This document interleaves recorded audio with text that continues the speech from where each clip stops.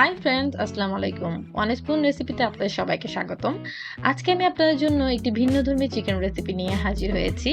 এটি আমি চেষ্টা করেছি উজবেকিস্তানি পিলাফের আদলে বানাতে। পিলাফে বানানোর ক্ষেত্রে সাধারণত গরুর মাংস, চর্বি ব্যবহার করা হয়। আজকে আমি গরুর মাংসের পরিবর্তে এখানে চিকেন ব্যবহার করেছি। আশা রাখি আমার আজকের এই রেসিপি আপনাদের খুব ভালো লাগবে। তাহলে দেরি না করে শুরু করা যাক।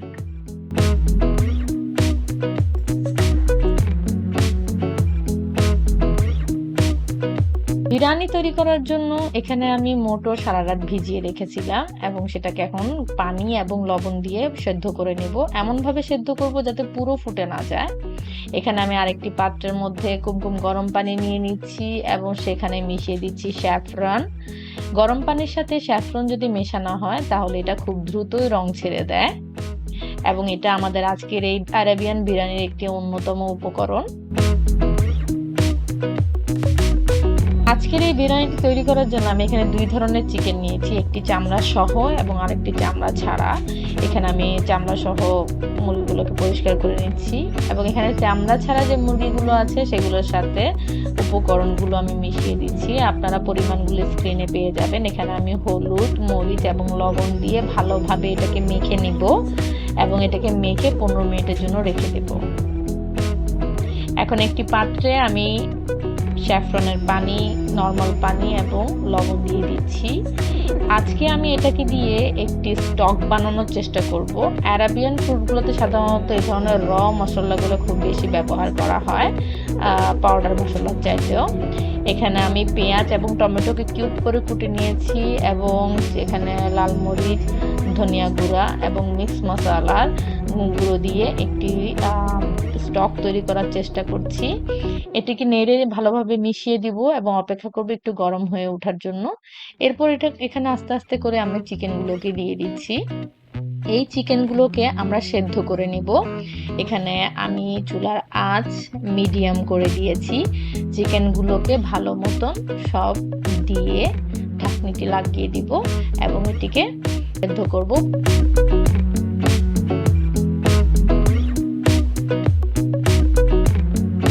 এখন আমি অন্য একটি পাত্রের মধ্যে চিকেন স্কিন ছাড়া চিকেনগুলো ভাজার জন্য ডুবো তেল নিয়ে নিচ্ছি।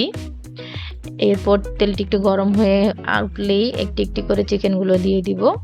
চিকেনগুলো দেওয়ার ঠিক 1 মিনিটের মধ্যেই আমি চিকেনগুলোকে নেড়ে দিব যাতে দোনো পাশে ভালো মতন তেলটা লেগে যায়। এবং এই চিকেনগুলোকে কিন্তু আমি ডিপ ফ্রাই করব না, কারণ ডিপ ফ্রাই করলে দেখা যায় যে চিকেনের ভেতরে মাংসগুলো শক্ত হয়ে যাবে। এই চিকেনটা যদি জুসি থাকে সেক্ষেত্রে আমি এখানে চিকেনগুলোকে 10 মিনিটের মতো ভেজে নেব। দেখুন, ঠিক এই ধরনের একটা কালার হয়ে আসলেই আমি চিকেনগুলোকে তুলে ফেলবো। ঠিক এইভাবে আমি সবগুলো চিকেন ভেজে নেব। আমার আজকের এই রেসিপি যদি আপনাদের ভালো লেগে থাকে অবশ্যই আমার চ্যানেলটিকে লাইক করবেন, কমেন্ট করবেন এবং অবশ্যই সাবস্ক্রাইব করবেন এবং শেয়ার করতে ভুলবেন না।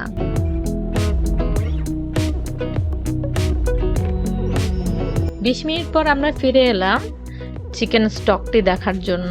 এখানে আমি 20 মিনিট পর চিকেনগুলো তুলে নিব এবং যে স্টকটি তৈরি করা হয়েছে এই স্টকটির ওপরই কিন্তু আমরা পুরো বিরিয়ানি প্রসেসটি তৈরি করব। এখানে চিকেনগুলো পুরো তুলে নেওয়ার পর এখন কিছু পরিমাণ স্টক আমি একটি পাত্রে নিয়ে নিব, কারণ বিরিয়ানির ক্ষেত্রে যদি পরে আমার পানির প্রয়োজন হয় তো সেক্ষেত্রে আমরা স্টকগুলো ব্যবহার করতে পারবো। এখানে আমি আধা কাপের মতন স্টক তুলে নিলাম। এখন এখানে আমি দিয়ে দিচ্ছি চাউল। সেখানে আমি বাসমতি চাউল নিয়েছি 1 কেজির মতন। এটিকে ভালোভাবে ধুয়ে ঝেড়ে নিয়েছি। এখন এটিকে সুন্দর করে স্টকের মধ্যে মিশিয়ে দিচ্ছি। ভালোভাবে নেড়ে আমি ঢাকনিটি লাগিয়ে দিব। অপেক্ষা করব চাউলগুলো সেদ্ধ হওয়ার জন্য। এখানে আমি একটি মশলা তৈরি করে নিচ্ছি। আমাদের সেদ্ধ করা যে চিকেনগুলো আছে সেগুলোকে আমি ফ্রাই করে নিব। পরিমাণগুলো আপনারা স্ক্রিনে পেয়ে যাবেন। এখন এটাকে ভালো করে মিশিয়ে নিব। মিশিয়ে একটি স্পাইস তৈরি করে এটিকে আস্তে আস্তে চিকেনের মধ্যে ব্রাশ করে দেব সেদ্ধ করা চিকেনগুলোর সাথে। এখন আমি সেদ্ধ করা চিকেন প্রত্যেকটি টুকরোগুলো নিয়ে নিচ্ছি এবং এই টুকরোগুলোর ওপর আমি এখন ব্রাশ করে নিচ্ছি স্পাইসগুলোকে। আপনারা যদি আজকে আমার এই রেসিপিটি ভালো লেগে থাকে অবশ্যই আপনারা লাইক, শেয়ার এবং কমেন্ট করতে ভুলবেন না। আমাদের ফেসবুক পেজে আছে, যদি আপনারা এই রেসিপিগুলো তৈরি করেন তাহলে অবশ্যই এই ছবিগুলো শেয়ার করবেন। এখন ঠিক এইভাবে উল্টোপাল্টো করে আমি চিকেনগুলোর মধ্যে মশলাগুলো মিশিয়ে দিচ্ছি। এক্ষেত্রে আপনারা একটা কাজ করতে পারেন, আপনারা এই চিকেনগুলোকে মাইক্রো ওভেনে কিংবা টোস্টার ওভেনে ভেজে নিতে পারেন, কিন্তু আমি এখানে আজকে আপনাদেরকে চুলায় ভেজে দেখাচ্ছি। এখানে আমি একটি পাত্রের মধ্যে অল্প তেল দিয়ে চিকেনগুলোকে একটু স্কিনটাকে যাতে পোড়া পোড়া হয় ওই হিসেবে ভেজে নেব।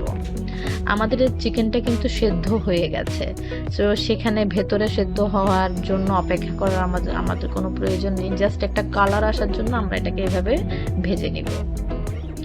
এরপর আরেকটি পাত্রে বাটার দিয়ে দিচ্ছি এবং এখানে বাদাম, এখানে আমি কাজু বাদাম ব্যবহার করেছি, সুইট কর্ন ব্যবহার করেছি ফ্রোজেন, আপনারা যদি চান আপনারা যেটা সেটাও ব্যবহার করতে পারেন। এখানে আমি কিশমিশ দিয়ে ভালো করে এটাকে ভেজে নিব যাতে একটা সুন্দর ঘ্রাণ আসে, এই কারণে আমি এখানে বাটার ব্যবহার করেছি। আপনারা যদি চান আপনারা ঘিও ব্যবহার করতে পারেন। এটাকে এখন খুব ভালো করে একটু লালচে লালচে করে ভেজে নিব যাতে বেশি পুড়ে না যায়। এখন আবার চলে আসলাম আমরা ভাতটার দিকে দেখতে। দেখুন এখানে পানিটা শুকিয়ে আসছে, ভাতটাও মোটামুটি হয়ে আসছে। এক্ষেত্রে আমরা ভাতটাকে নেড়ে দিব এবং এখানে আমরা ভেজে রাখা চিকেনগুলো দিয়ে দিব। ভেজে রাখা চিকেনগুলো দিয়ে একটু ভালো মতন নেড়ে এটাকে আমরা ঢাকনি লাগিয়ে দিব যাতে সেদ্ধ হয়ে যায়। ঢাকনির পূর্বে এখানে আমরা ফয়েল পেপার ইউজ করছি। আপনারা যদি চান তাহলে ঢাকনির যে ছিদ্র আছে সেখানের মধ্যে কাগজ দিয়ে দিতে পারেন। আমার কাছে ফয়েল পেপার আছে সেজন্য আমি ফয়েল পেপার দিয়ে ঠিক এইভাবে দিয়ে দিচ্ছি, তাহলে এটা দমের মধ্যে হয়ে যাবে ভাতটা। 20 মিনিট পর আমরা এখন আবার ফিরে এলাম।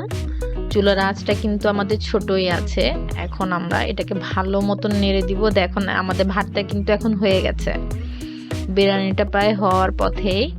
ঠিক এই অবস্থায় ভালো মতন নেড়ে এখানে আমরা সেদ্ধ করা মটরগুলো দিয়ে দিব এবং সাথে কিছু কিশমিশ দিয়ে দিব। আপনারা ভাতটার কালারটা দেখুন।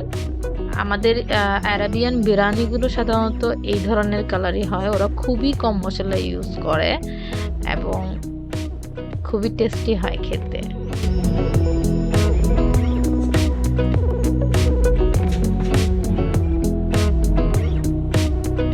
ব্যাস আমাদের বিরিয়ানিটি তৈরি হয়ে গেল। এখন আমি এটাকে সার্ভ করছি। সার্ভ করার ক্ষেত্রে আমাদের কিন্তু এখানে ভেজে রাখা আমরা বাদাম কিশমিশগুলো ঠিক এইভাবে দিয়ে দিব।